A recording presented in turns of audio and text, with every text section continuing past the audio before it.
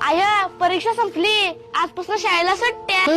म्हणजे आता महिनाभर उन्हात बोंबलत हिंडायला मोकळा आहे का नाही? पाडं बिड पाठ करायचं महिनाभर चांगलं 30 पर्यंत. आता हे आय गप बस जरा, आज सुट्ट्या लागल्या ती. 2-4 दिवसांनी मी मामाच्या गावाला जाणार आहे बघ.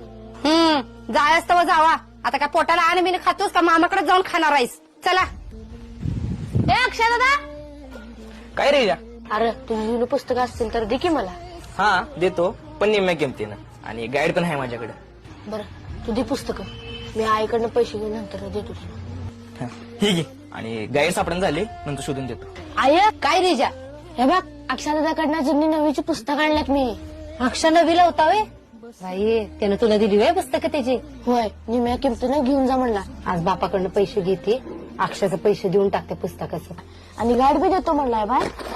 आरवळीची पानं का फाडायला लागलायस? जुन्या वयातली पानं शिल्लक राहिली ती एकत्र करून बाइंडिंग करून आणतो की. त्यानं मग एक मोठी वही तयार होत्या.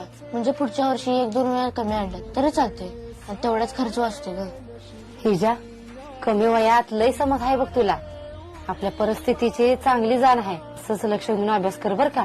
आणि विसरू नकोस हे दिवस कधी. त्यामुळे आयुष्यात कवा वाया जाणार नाहीस बघ तू, असाच जर वागत राहिलास तर. काय मुला? आय तू नको काळजी करूस. तू आणि पप्पा कसले दिवस काढलेत ते मला माहित आहे ग. त्यामुळे मी वाया जायचा इशेच येत नाही.